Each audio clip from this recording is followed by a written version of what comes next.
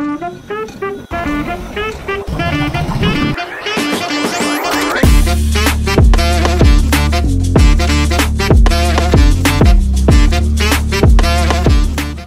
yo yo, what is up mga Lodi? So babalik tayo. Ngayon ulit tayo nagmotor kasi mga nakarang araw umuulan dito sa amin. So anyway, yung topic natin ngayon ay ano to yan, umagang umaga bubusina.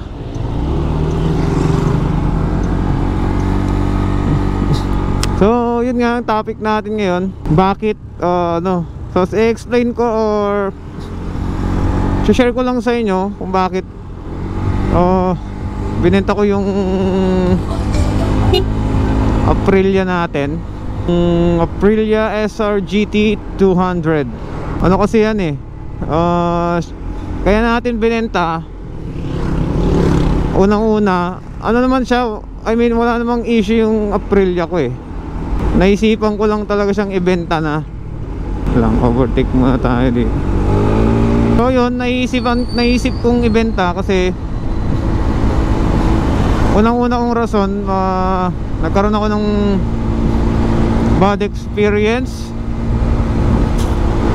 sa sa kasa. So basta yun, nagkaroon ako ng bad experience doon. Tapos pangalawa, hindi kasi worth it yung yung parang binabayaran. Kasi para kang naka big bike din talaga. Ang advantage lang, every 3,000 bago magpa-change oil. Pero 3,000 or 4,000 ganon. Pero medyo mahal yung maintenance. Yun ang isa kong rason. Kasi magkano per maintenance? Labor, abutin ka kaagad 1,000. Ano lang yun ang gagawin? Change oil filter. Ano pa ba? Wala na. Kasi kaya ako sinabing karoon ako ng bad experience. Nung first 1,000 ng service ko, di ba, shinare ko yung mga ginawa nung mga karaang vlog ko.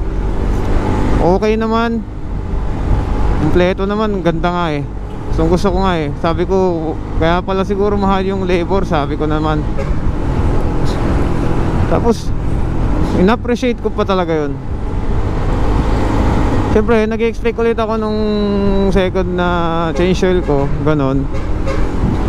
Pero mukhang wala. Alam niyo yung not worth it na feeling na siguro para sa mga mayaman o ewan ko ba, yung talagang pinagkakatiwala na lang nila sa mga mekaniko, di na nila chine-check kung anong ginagawa lang sa motor. Pero ako kasi tinitignan ko talaga siyempre para in case na ako na lang gagawa, alam ko rin gagawin ko. Pero literal na change oil lang alam mo yun, palit langis, tapos palit oil filter lang, tapos na 1,000, goodbye. Tapos pag bibili kayo ng mga langis sa kasa, dapat make sure na kunin nyo yung sobra. Sayang din yung 700 ml na matitira kasi. Para nagagamitin pa kayo. Ako ginagamit ko sa Mio, ganun. Yun yung una at pangalawang rason lang naman. Yun, bad experience. So na-dismaya na ako nun. So sabi ko, after ko magpa-change oil, nag-decide na akong i-let go na si Aprilia ko. Kakabili ko pa ng mga top box bracket. Kasi bahala ko talaga pang long rides ko pa yun Pero wala. na ano tayo, na nawalan ng gana. Tsaka sa mga nagbabalak kumuha ng Aprilia, kung pang daily nyo, maganda siya, komportable, malakas, maganda yung mga suspension niya kasi kaya kung lalo kung mga ganitong mga kalsada lang dadaanan nyo, yung mga kalsada sa Pilipinas na madalas mga hindi pantay-pantay, di ba? Sulit nyo yung Aprilia kasi komportable siya pag solo. Pero pag may backride ka na, expect mo nang tutukod yung shocks. Yun ang nakakadismaya rin sa Aprilia. Kailangan mo mag-upgrade talaga pag may OBR ka. Tapos tsaka ready nyo talaga yung pang maintenance. Tapos dapat nakalagay na rin sa isip nyo na mahirap ang pyesa ng Aprilia ngayon. Kasi iniisip ko kasi, kaya ginibab ko na habang maaga pa. Naka 5,000 naman na akong dun 5,000 odo. So masasabi kong talagang medyo sulit ko na rin yon para sa akin. 7 months ang itinagal, 5,000 odo. At least mahaba-habang kilometro na rin yon para masabi ko yung mga experience ko. Pero ang topic lang natin ngayon, bakit ko binenta. So yun nga, yun yung rason. Tapos niisip ko kasi in the future, baka sasakit ulo ko dito, sabi ko, kasi ang hirap ng mga aftermarket parts niya. Di tulad ng mga Yamaha, Honda, Kymco. Ito kasing Kymco na KRV, marami na rin tong parts sa Shopee. Tapos may mga ka-size din siya na mga karamihan Kymco model din. Kaya okay siya. Tignan ko kasi yung mga common na nasisira sa motor. Meron naman sa Shopee lahat, tulad ng mga ball race, mga ganun. Yung mga nakakatakot kasing masira Tapos medyo ang Aprilia, ang hirap i-maintain kasi hindi mo mahirap i-maintain na parang pag magbabaklas ka kasi ng fairing, sobrang hirap. Talagang grabe. Kung sa kasa mo papagawa yun, naku. Tinanong ko nga minsan installing ng shocks, parang 2,000 ata yung labor mag-install lang ng shocks kasi ang dami tatanggalin din ata. Pero ewan, pero ganun kamahal. Samantalang yung MT-07 ko dati pinaservice ko sa kasa sa Kabanatuan, wala pang parang ganun din, 3,000 din yung nagastos ko. Change oil filter. Imagine mo yun, 200cc, 180cc, 175cc na scooter, 3,000 din yung babayaran mong maintenance. Hindi siya practical. Para lang siya sa mga talagang may kaya din. Yung mga mahilig sa Vespa, ganun, yung ayaw mag big bike pero gusto mahal na mga scooter, ganun. Ako kasi natempt lang kasi ako dun sa discount, kaya napabili ako ng Aprilia. Kaya matry ko na din, gusto ko rin matry. Tsaka unique din kasi, di ba? Napaka unique ng niya, looks. Parang big bike tignan, tapos ang taas ng suspension niya sa harap, ang taas niyang tignan pag nakaharap, para kang naka-adventure bike. So yun, kaya napabili ako ng Aprilia. Pero ang choice ko talaga itong KRV. Pero yun, napasubo na tayo, try ko na lang yung Aprilia. Kaya yun, binili natin. Pero ngayon, habang maaga-aga pa, binenta ko na. Kasi in the future ayokong karoon ng sakit sa ulo. Lalo na may mga issue kasi yung ibang Aprilia eh. Pero hindi naman lahat. Yung iba kasi nag-check engine, check engine light. Tapos pag ipapadiagnose mo pa sa Aprilia yun, another bayad na 2,000 ata ulit. O basta 1,000, matik 1,000 agad. So saan ka pa? Diba? Kung normal rider ka lang, normal na ano ka lang, hindi pwede talaga ang Aprilia sa'yo.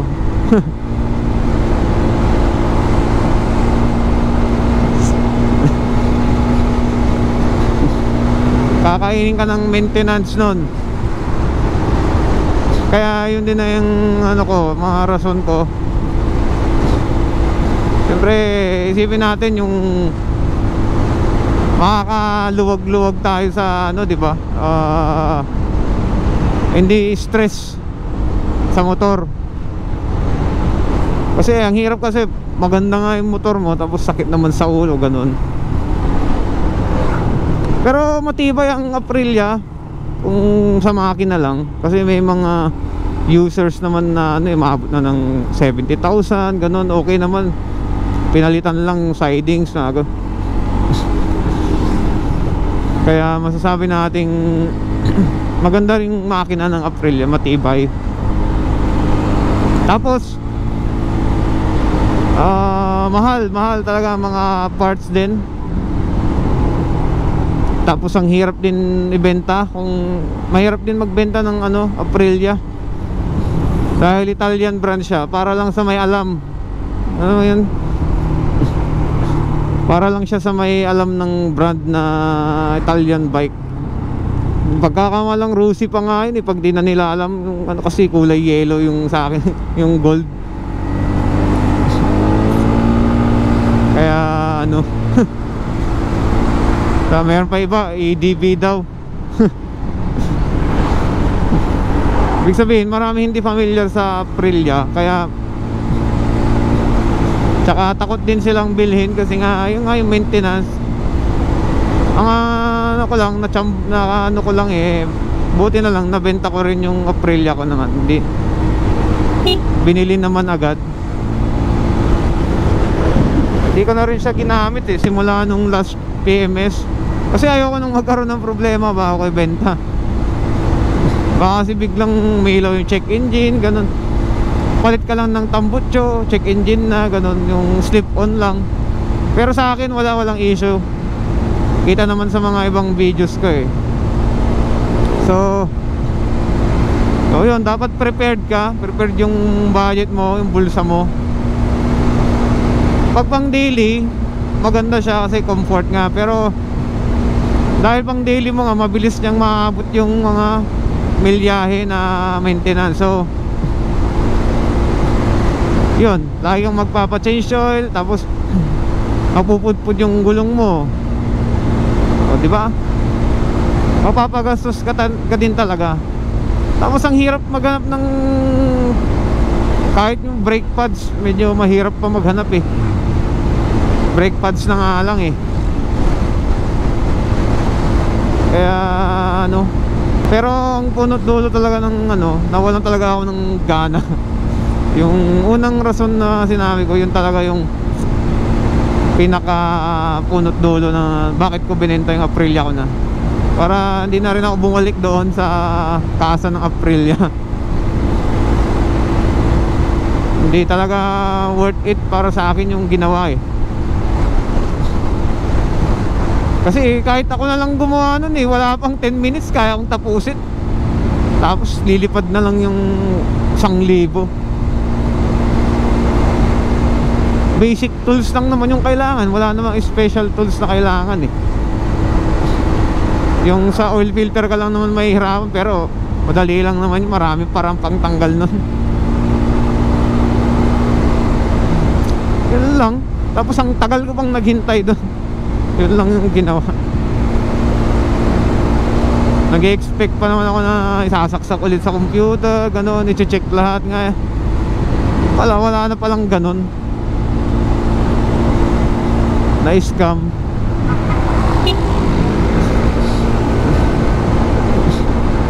Kaya yun ang pinaka main reason. So sa mga bibili ng Aprilia dyan, ang ano ko lang sa inyo, ang masasabi ko lang, maganda siya, maganda yung mismong bike. Mabilis, maporma, komportable sa lubak. Sa mga gaitong kalsada, may mga butas-butas, kaya naman. Yun, okay overall, good siya, na-enjoy ko siya actually. Pero yun lang talaga, sa mga parts, ganon, mahirap, tsaka mahal. Tapos wala pang coupon, wala pang free first change oil, labor, ganon, wala lahat. Ano lang siya talaga, pure na pure. Basta pag binili mo siya, lahat na may bayad, mga susunod na ganon. Tapos 1 year warranty din. So ayan, pagas mo na. So ayan, tapos na tayo magpagas. So balik tayo sa sinasabi ko kanina. So yun, wala namang problema sa Aprilia maganda yung bike. Kaya okay lang kahit bumili kayo, maganda yung bike na yan. Hindi rin naman siya ganun kalakas sa gas. Tama lang din, halos magkasing lakas lang sila nitong KRV.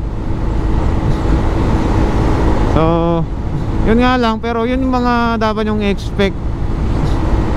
Pero kung nasa Manila naman siguro kayo, mas marami naman mga mabibilan ng mga pyesa dyan, tsaka mas maraming mekaniko dyan, tsaka mga paggawaan ng motor.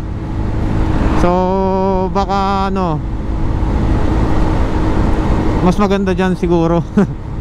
Pero dito sa amin sa probinsya, may kasang pero hindi ko masyadong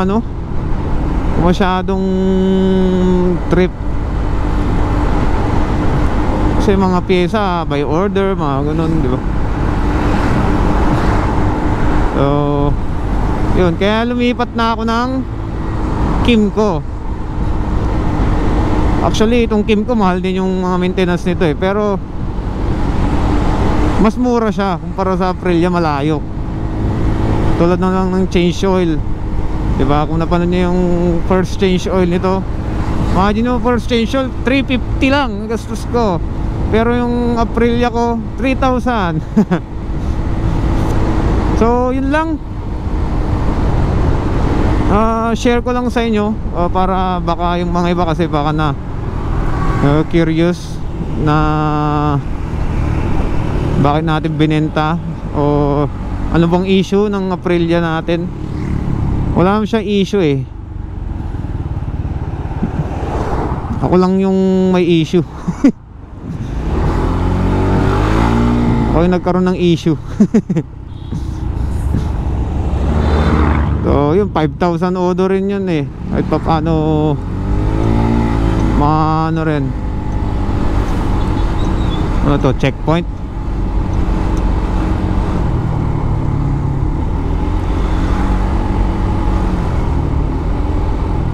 Checkpoint.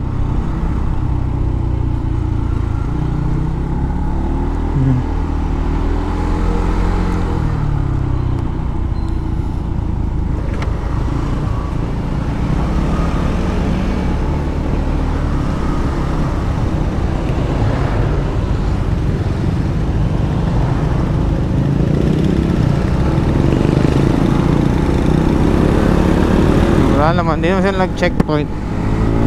Ano lang, observe lang sila muna.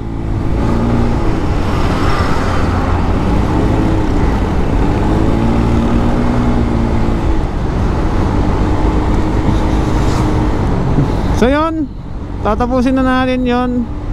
Basta yun, nabenta ko na, tapos na. So thank you sa panonood. So Sana nakatulong, lalo na sa mga bibili pa lang ng Aprilia. Good luck. Good luck sa inyo. So ride safe always. Thank you sa panonood ulit. Please subscribe. Bye bye you. Peace.